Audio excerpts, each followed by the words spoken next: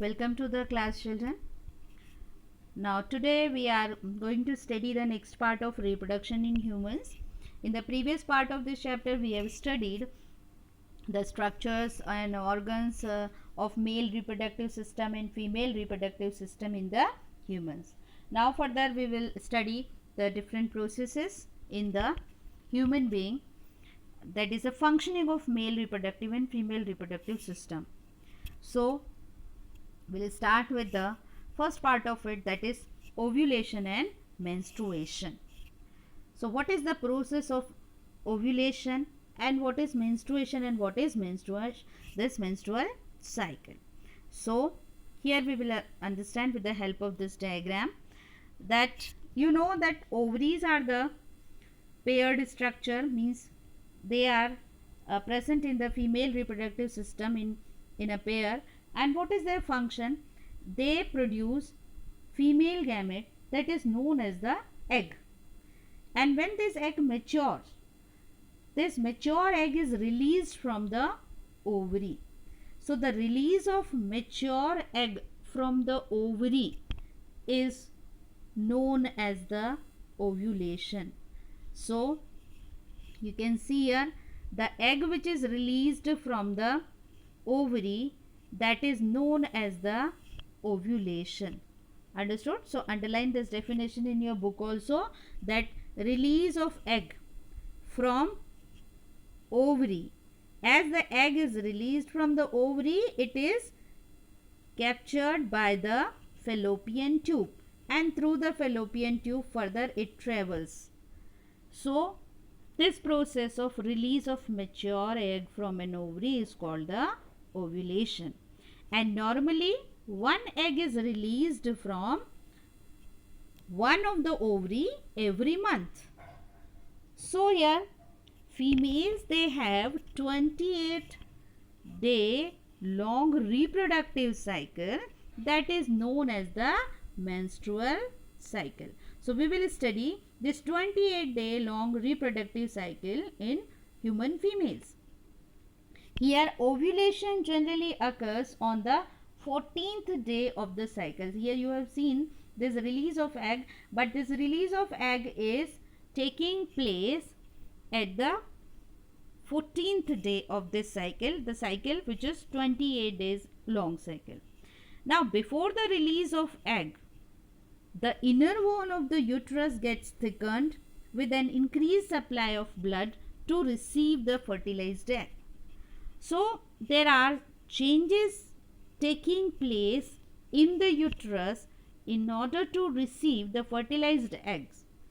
And if the egg does not fertilize, then what happens to these changes in the uterine wall? This all means form a cycle, and this cycle we call it as a menstrual cycle. So let me see what are the changes taking place in the menstrual cycle. So before the release of egg, the inner wall of the uterus will see it actually gets thickened. So inner wall, that is known as the endometrium, you can see here, this is endometrium. This endometrium, it actually undergoes thickening with the increased supply of blood to receive the fertilized egg. So this is the preparation of the uterus in order to receive the fertilized egg. Now when the egg is released from the ovary, you can see here this is follicular phase. That much detail is not in your syllabus, so phases you don't need to learn. You simply see what are the changes taking place in the menstrual cycle. So here the egg which is released, here you can see the egg is developing in the ovary. This developing egg is released. Okay, so before it that releases, there is preparation of the uterus, thickening of the inner wall of the uterine walls. Now ovulation phase occurs when the egg is released from the ovary, and that I explained you this process is known as the ovulation. So egg is released from the ovary and then further it is captured by the fallopian tube. And you can see here that further thickening of this endometrium or the wall of the uterus. This is the inner wall of the uterus. This thickening is continuously taking place, okay, after the ovulation process also. So here what happens if the egg is not fertilized? If the egg is not fertilized, then it is expelled from uterus along with the uterine muscles and blood.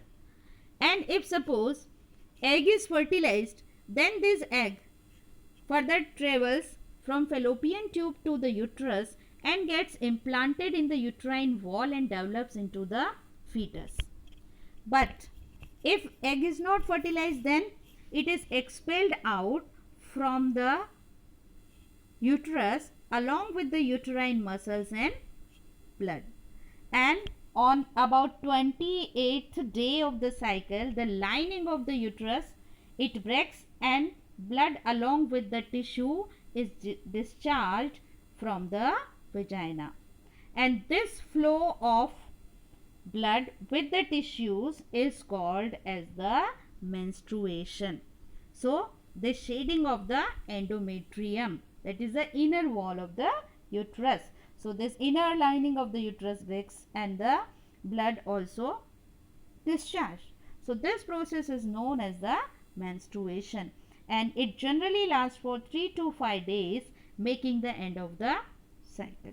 So understood here that follicular phase where the egg is developing, ovulation phase where the egg is released by the ovary, then further it is traveling down, and if the fertilization is not taking place, then in that case there is shading of the endometrium or the uterine wall, and this inner lining of the uterus breaks and the blood is discharged along with the tissues, and this flow of blood with the tissues is called as the menstruation, and it generally lasts for 3 to 5 days, marking the end of the cycle. Understood, children? So what happens if the ovum gets fertilized? That we will see in the next part of it. Okay, so if egg is not fertilized, then it is discharged from the uterus through the vagina. Now here some of the facts also we will study as they are given in your book, that there are differences in the external appearance of males and females of the same species. Just now you have studied the human reproductive system in male and female, and you know there are differences in the human male and female also in their external appearance. So these differences in the external appearance of the males and females of the same species, as in color, shape, size and structure, this is called as sexual dimorphism. This is given on page number 35, so you underline over there. And human beings show sexual dimorphism. You understood it well. As a human being, you know there are differences in the girls and boys, their body color, their size, shape, structure, and this sexual dimorphism is seen in many birds also, such as peafowls, wherein the males have colorful plumes or the feathers. Now one more term is there, that is parthenogenesis. As you have seen here that there is fertilization of the egg, and further that egg develops after fertilization develops into the new organism. But there are some cases where egg does not fertilize and still it develops into an individual. So what is that phenomenon? This phenomenon is known as a parthenogenesis. This parthenogenesis is a kind of reproduction that involves the development of unfertilized egg into the individual. Unfertilized egg means there is no fertilization, egg directly develops into an individual without fertilization. And this is taking place in some insects like wasps, bees, ants, and they all reproduce by this method, and some reptiles also are there, fishes are also there, they are also capable to reproduce in this manner. So understood parthenogenesis, the kind of reproduction that involves the development of an unfertilized egg into the individual. So two terms are given in your book that we have studied. Now here we have done the menstruation cycle.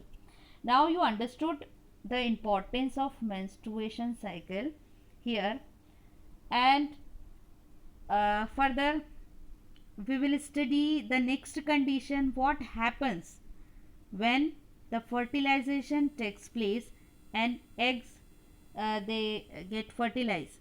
So the next process we will study here, the process of fertilization in detail. So before I start this, I want to discuss one more point here, that this process of menstruation which takes place in human females, this continues up to 50 years,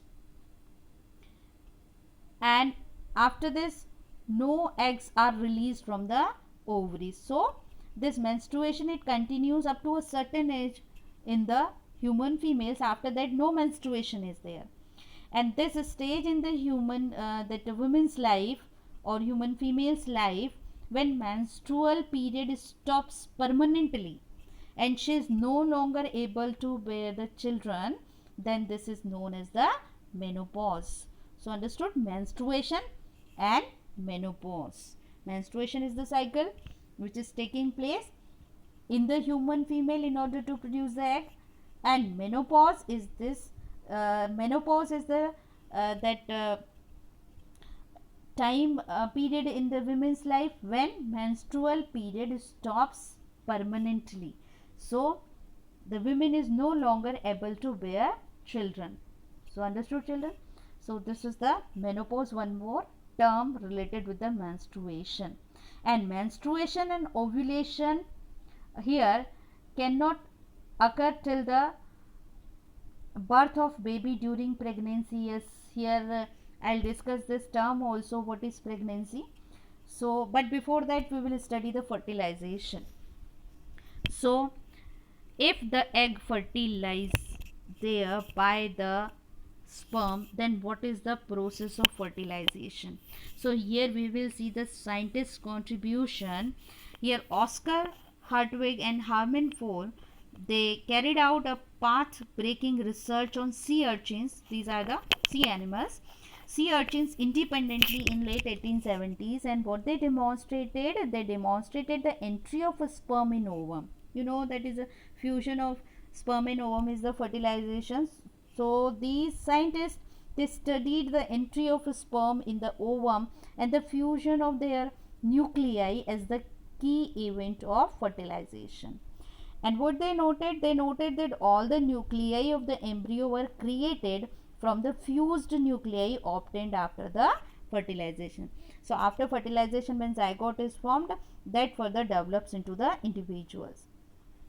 So this was the contribution of these scientists who demonstrated the fusion of these nuclei during the fertilization. Now we will start with the fertilization in the human being. So this process of fertilization takes place in the fallopian tubes or oviducts. As I explained you, that fallopian tube or the ducts, these are the tube like structures arising from the above the ovaries. So this is the place where fertilization take place. Now the sperms from the male received by the vagina, they swim up to the oviduct for the fertilization, and an ovum is fertilized by a single sperm. You can see there are many sperms surrounding the egg cell, but an ovum is fertilized by a single that sperm. And after fertilization, you can see this is the entry of a sperm into the egg cell. So here you can see that the acrosperm here acrosome part of the sperm, it releases the enzyme, and that enzyme that hydrolyze that wall of the egg cell, and then it allows the entry of the sperm head into the egg cell. So here, as it enters, the head region reaches here near the this layer of the egg cell, then it releases its nuclei. You can see here that the nucleus of the sperm is released. Understood? From here the entry started, see in this diagram, then here the entry of the head region has taken place, and now the male nucleus is present in the head region, it is released. Now in this manner this sperm nucleus has reached to the egg cell. This is egg nucleus, this is sperm nucleus. Now this both the nuclei, they fuse to form the zygote. So this fusion of egg nucleus and sperm nucleus is called fertilization. Both they fuse together, and what do they form? They form zygote. So understood? Since the zygote is formed as a result of fusion of sex cells from the father and mother, it has the chromosome and genes from both of them. You can understand, because sperms, they are produced by the father and the egg cell is produced by the mother. So the zygote is formed by the fusion of both the sex cells from the father and mother. So it has the chromosome and genes from both of them. So the new individual, it inherits characteristics from both the parents, means it has the characteristics of both the parents. Now further what happens? Let me see. Zygote is formed, and where is this zygote formed? In the fallopian tube. Now this zygote moves from fallopian tube or oviduct to the uterus and gets implanted in it for further development. So for further development, let me understand with the help of this diagram. You can see here, this is ovary, egg is released, that is the ovulation, and after ovulation egg is reached in the fallopian tube. In the fallopian tube you can see the fertilization takes place, and after fertilization zygote further reaches to the uterus. Now what happens further?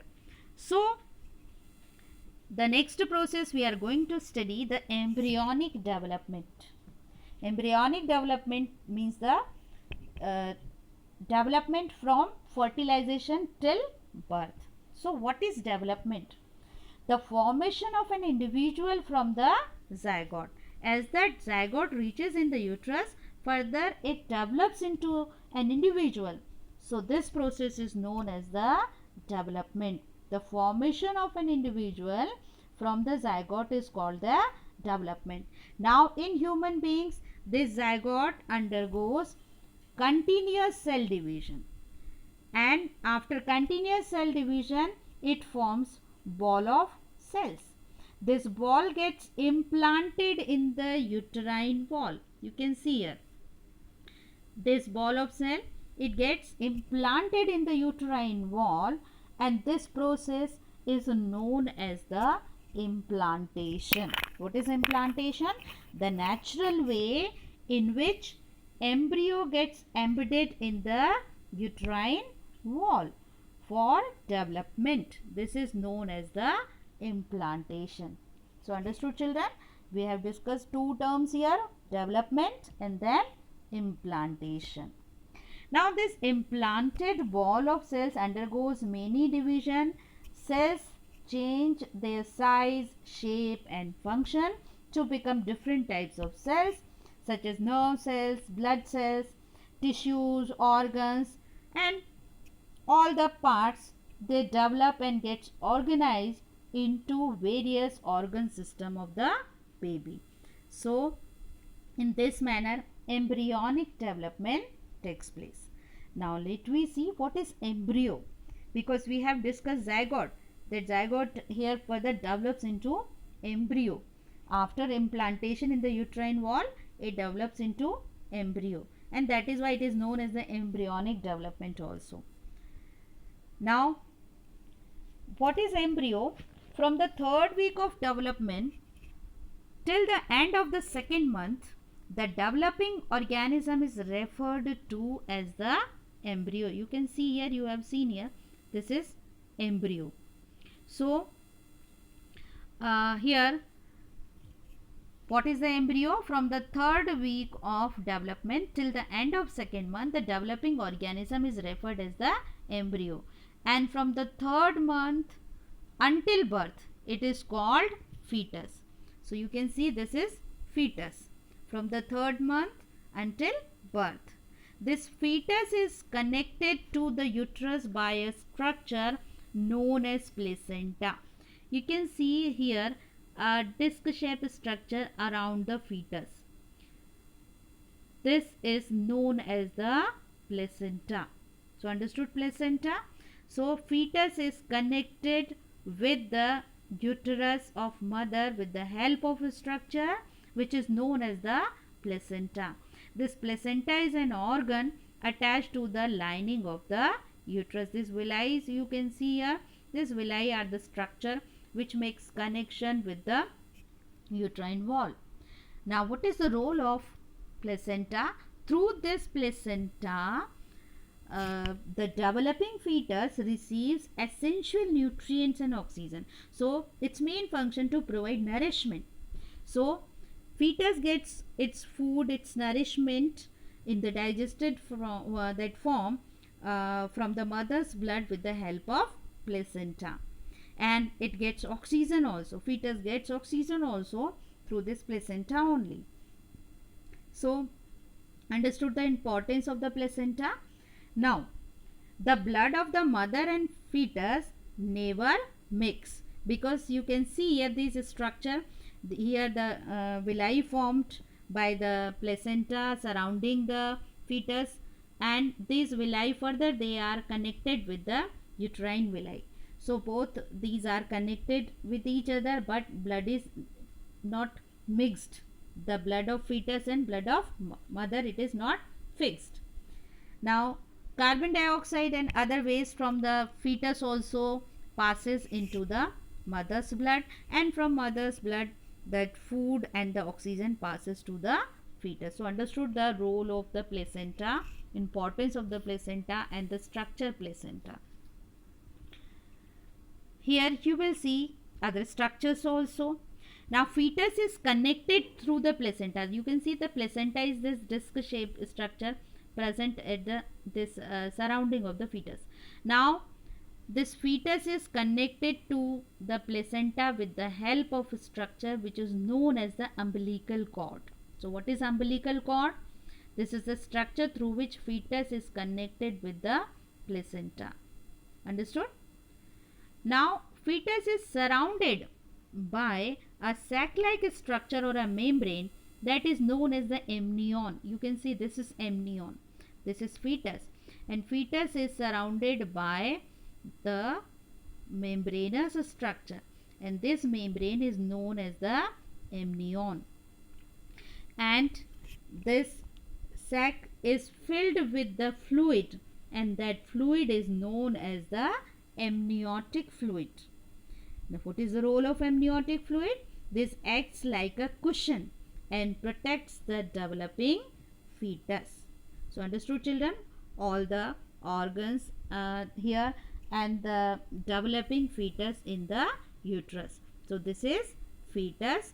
This is umbilical cord through which fetus is attached with the placenta. This is placenta, a disc-shaped structure through which the fetus is connected with the help of uterus. Understood? This placenta is the structure which provides nourishment and the oxygen from the mother, as well as help in the sending the waste also from the fetus to the mother's blood. So, this is the developing fetus, and this developing fetus is surrounded by the membrane that is known as the amnion, and further this amnion has a fluid inside it. That fluid is known as the amniotic fluid, and the function of amniotic fluid to protect the developing fetus It acts like a cushion and protects the fetus. Now, the duration or the time period between fertilization and birth is called as pregnancy. So, this whole time after the fertilization till the development of the complete fetus, this is known as the pregnancy or the gestation period. And pregnancy lasts for around 280 days or 9 months. So, this gestation period is how long? 280 days or 9 months in the human being. So, understood, children? Here, that last part of the reproduction, that is embryonic development, we have done. So, revise all the key terms. Here I am discussing with you.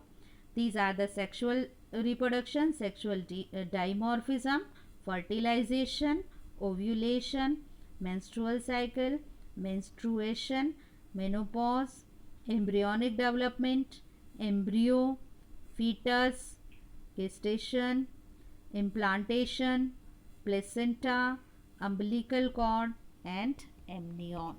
So these are the key terms you will study and learn from the book also, and practice the diagram here, that is the process of fertilization. So study the diagram also well. It can be given to you in the question paper to mark it, to identify it, and learn these key terms. Write about these key terms in your notebook. Solve the exercises, check your progress and the back exercises, and you'll get that answer key of these questions also. But before that, you solve yourself, understand the chapter and solve them, and you will get the test paper also on the basis of this chapter, reproduction in human. So prepare chapter well, revise it, solve the exercises, complete your notes, and ask your doubts if you have any.